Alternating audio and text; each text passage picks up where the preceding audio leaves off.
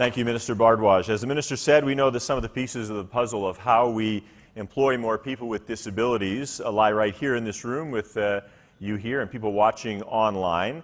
And we're excited to hear your thoughts. As I said, don't be afraid to speak up at any time, and encourage you to participate in the discussions and sessions over the next 2 days. So anybody put up their hand if you have any critiques of the Minister's speech. Anybody? No. Okay, that's a good choice. Good. I thought it was a great speech, by the way. For our web crowd now, you can submit your comments over our live chat window. Our hashtag for the symposium is hashtag AB Employment First, and I already tweeted, so feel free to tweet. I tweeted that out. I'm at Mark Connolly, CBC, if you want to follow me. That's just another plug for me. But please use that hashtag. Look me up and you'll see what the hashtag is, and then please get the word out there. It'd be great on Twitter, and we do have a good following on the web, so we'll look forward to posting their comments live on the screens when there's breaks during the symposium, and we'll see what people have to say. Also be taking questions for the various people participating in the symposium today. So that's a good opportunity to get the conversation going online. You're also going to hear a lot about the Employment First Strategy over the next 2 days. The symposium is part of the ongoing movement to further implement and build on that strategy. But if you're unfamiliar with it, we've provided the strategy itself in your packages. The first two guests, however, are here to provide us with a background of Alberta's Employment First Strategy and give us a solid foundation to work off of over the next 2 days. Both have worked tirelessly in the areas of inclusion and employment. Donna Ludvigsen is the Assistant Deputy Minister of Employment and Financial Supports with Alberta Human Services.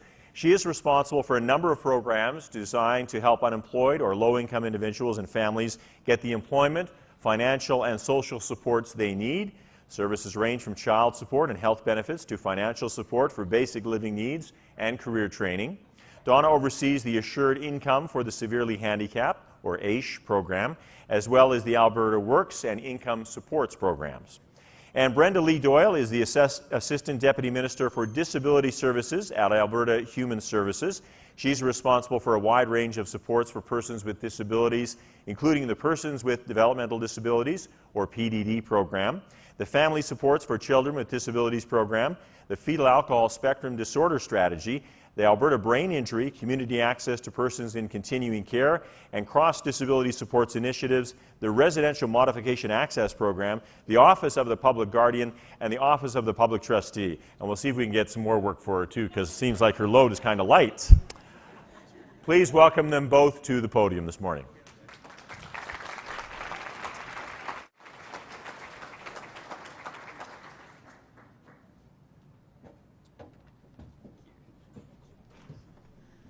Oh my God, when they talk about what we're responsible for, it scares me. Hi, I'm Donna Ludvigsen, and my colleague. Hi, Brenda Doyle. And we're going to do kind of a tag team conversation because, as Mark mentioned, we've been working tirelessly. We've been colleagues for a number of years. Okay, thank you. And it's really important for us to have the opportunity to celebrate the exciting second annual symposium. This is a massive turnout. It's a great event for us to be coming together, learning about what's going on both in Alberta and in the world, and building some of that momentum that the minister so dispassionately spoke about. I think, as the minister was indicating, employment is more than a paycheck. It's about belonging. It's about contributing, about having meaningful relationships and a pace in your day and in your life. And we've seen immense changes. So I've been around since the 70s, and my first job was in Michener Centre, our provincial institution at the time. And so in my lifetime, I have seen a tremendous change in the opportunities for people with disabilities. In Alberta, we've got a very robust economy. And as the minister indicated, we've got both an aging society, and we've got employers who are looking for employees, and we've got a mismatch of the ability of individuals to enter the workforce. We have a situation where we're recruiting from across Canada to fill some of those positions, and we're recruiting from other parts of the world where we have individuals in Alberta who aren't actively employed and seek and desire to be employed. In terms of Alberta, we've got, our unemployment rate hovers somewhere around 4.5%, which from an economist's point of view is pretty much full employment. And employers are saying, we need more people. We don't have enough people to fill the jobs that we're here with. We have certain parts of the population that are underrepresented in our workforce. Young people getting into that first job, immigrants with ESL challenges, Aboriginal people, and persons with disabilities. So today we're going to be talking about very specifically that population of persons with disabilities who want to be in the workforce. And as Brenda Lee and I have been working on this, it's about pan-disability. It's not about thinking about one group of individuals and ensuring that they get employment, but that all individuals with disabilities find the employment that they're able to contribute to and make a difference. One last little bit is that in Canada, the province has partnered with the federal government in delivering some of the training and employment programs. And so we have something that's called labour market agreements. There's one that's being reprofiled now as the Canada Jobs Grant, and we're working on building that new strategy. There's also an agreement called the Labour Market Agreement for Persons with Disabilities, LMAPD. And that's one of the funding streams that we use in order to mobilize employment opportunities for persons with disabilities. We're just in the stages of finalizing that agreement for the next 5 years. So that's going to be an important piece for us. In Alberta as well, we partner with several of our ministries. Education has, the basic education has really changed the landscape. With inclusive education, we now have a group of young people who have been fully included in their educational experience across their entire learning spectrum, and they're coming to us and saying, okay, where's my inclusive employment? I want to be in the workforce. We're working with innovation and advanced education. We also are working with the new Ministry of Jobs, Skills, Training and Labour, and Human Services provides a number of programs. And at that point, Thanks, over to Donna. you. Well, good morning, everyone. I am so excited to see so many people here. This is absolutely fabulous, and so many people joining us on the webcast. This is about a movement, and you are all part of that movement around having people who have disabilities be fully included in the community and have meaningful lives. That's what we all want. We all want to be valued. We all want to be respected. We all want to have dignity, and we want to have meaningful roles. When I think from a disability perspective, regardless of kind of what the disability, mostly in terms of what a disability is around something that's happened, whether it's kind of a physical disability, an intellectual disability, a cognitive, a sensory, that creates a barrier to our participation. But the biggest disability is one that we all share. And that is where we have low expectations for people, where we don't open up our homes and our businesses and our schools and all of our community to say everyone has equal value, and that we all deserve an opportunity to contribute to the economic as well as the social community.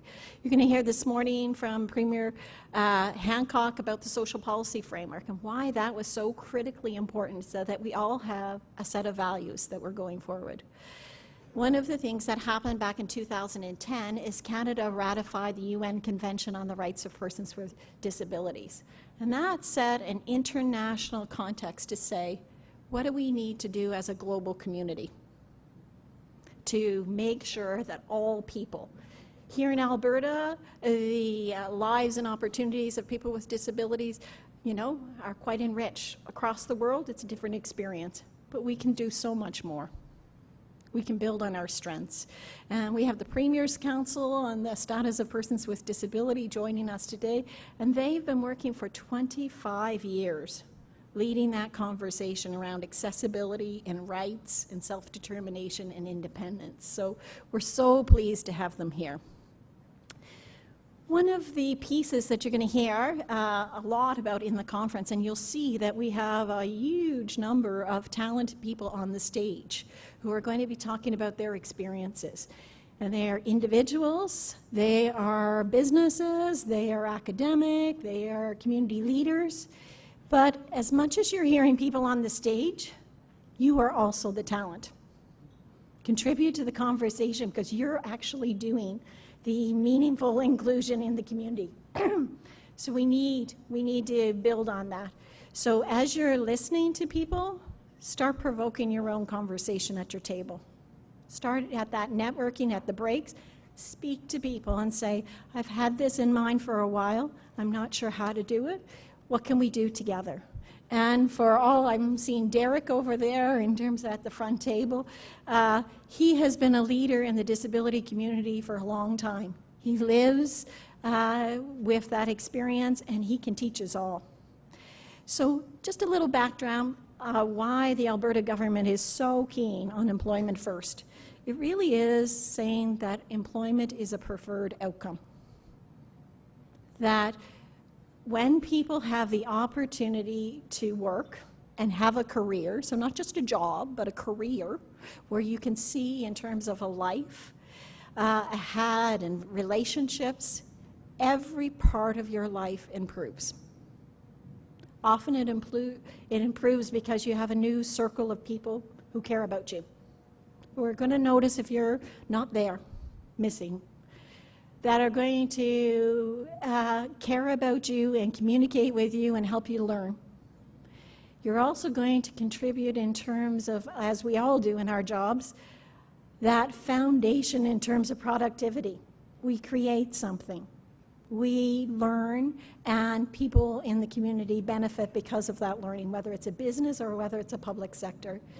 Also, in terms of for the community relationships, we have so many fabulous organizations who have been working for years and years around moving the employment agenda forward. It's been an ongoing thing for 50 years. As we moved away from segregation, we moved into the community, and we're looking for those opportunities. This is around a time to celebrate, excuse me, those efforts, and then to take it to the next level. Take it beyond kind of our limited expectation, take it to a new height, that we can help people reach that full potential. So the vision for Employment First is really that idea that individuals, all Albertans, have that right to participate and have careers in employment. And there's three main outcomes. One, increase the number of people who have that opportunity. Second, create inclusive workplaces, because we know that we don't always start there, but we have to put some effort in terms of when we employ people, that we look at what is their strengths. And sometimes that's customization of workplaces. Sometimes it's about culture. I was just with the minister yesterday and Stephen around in St. Albert, and they were celebrating, there was about 30 employers who had created inclusive cultures around people with disability, and the City of Edmonton has done a fantastic job, and many of our members on the public and private sectors. Culture's important. Inclusive workplaces make us all feel like we want to come to work, that we contribute, and it makes a difference, and we want to stay.